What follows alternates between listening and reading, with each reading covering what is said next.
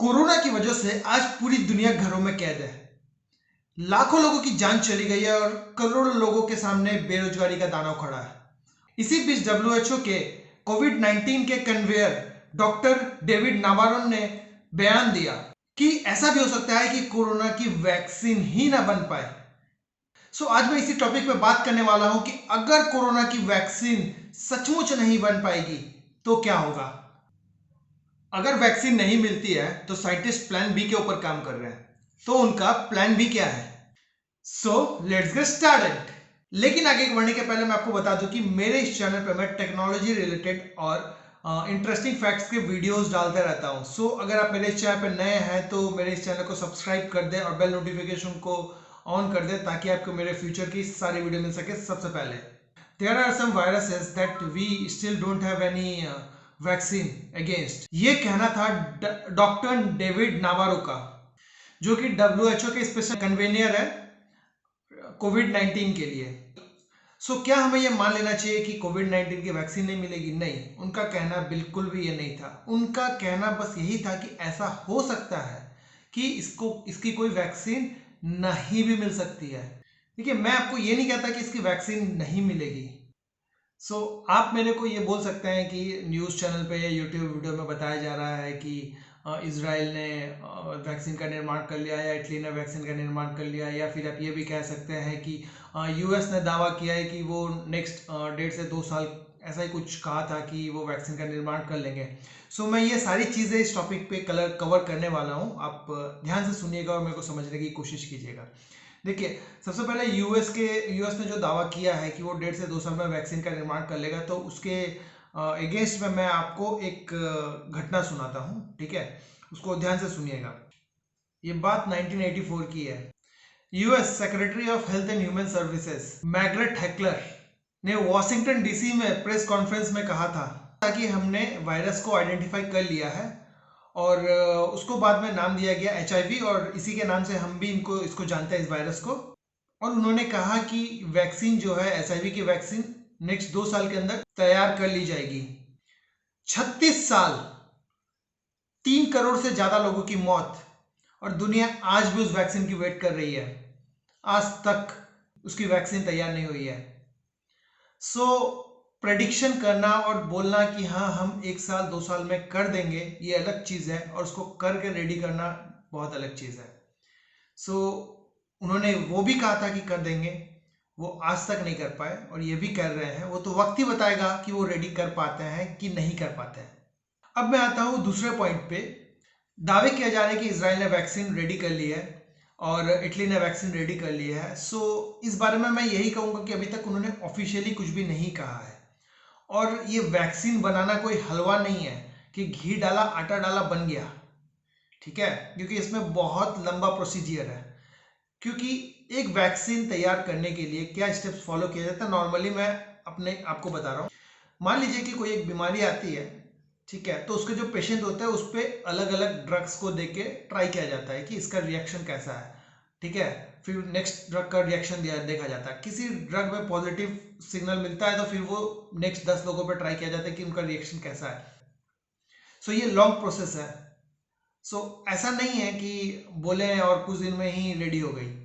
वो करने में समय लगता है, ऑब्वियसली काफी समय लगता है। न्यूज वाले टीआरपी के लिए बहुत कुछ बोल सकते हैं, वो तो वक्त ही बताएगा कि कौन और कैसे तैयार करता है। सच बात मैं बताऊं तो यही है कि अभी तक तो इसकी कोई वैक्सीन या एंटीडोट कोई भी मार्केट में अवेलेबल नहीं है। किसी ने अभी तक तैयार नहीं किया और किसी ने ऑफिशियली ये कहा भी नहीं है।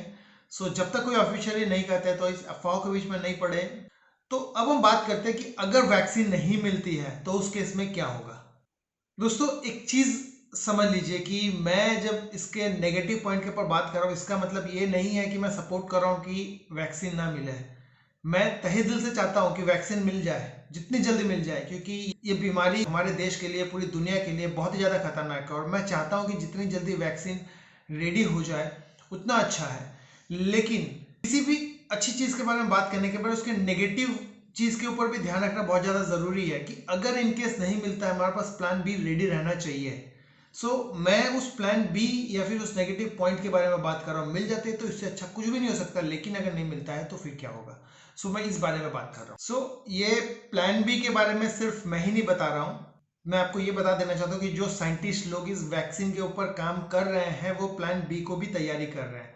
तो प्लान बी क्या है?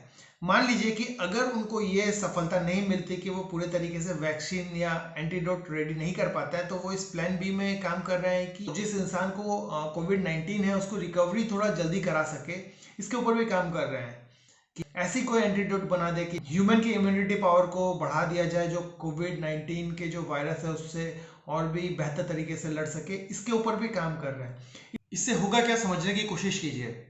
अगर लोगों की रिकवरी तेजी से होने लगी तो सबसे पहली चीज जो डेथ रेट है वो कम हो जाएगी।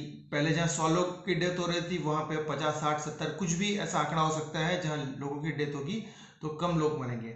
दूसरी चीज क्या होगी कि लोगों की रिकवरी तेज होगी। लोगों की रिकवरी तेज होगी तो क्या होगा, जैसे मान लीजिए कि अभी लोगों की रिकवरी रेट समझिए 15 दिनों की है, और वहीं अगर वो 15 दिनों की जगह 10 दिन 8 दिन हो जाती है, तो जो ये दिन कम हो गए, तो ये जो उन्होंने जो वेंटिलेशन को ऑक्यूपाई करके रखा था, उस वेंटिलेशन को क्या है कि वो लोग 8 से 10 दिन ऑक्यूपाई करके रखेंगे और उसके बाद नया पेशेंट आ जाएंगे। तो क्या होगा कि नए पेशेंट को वेंटिलेशन ज़्यादा जल्दी में अवेलेबल हो जाएगा।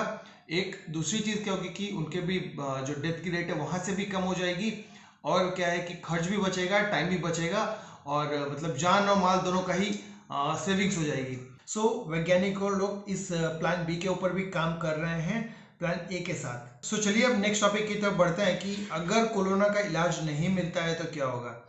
देखिए, वैसे तो अभी हम लोग लॉकडाउन में हैं और ये लॉकडाउन लंबे समय तक चलने वाला है, ये तो इसकी पूरी संभावनाएं हैं।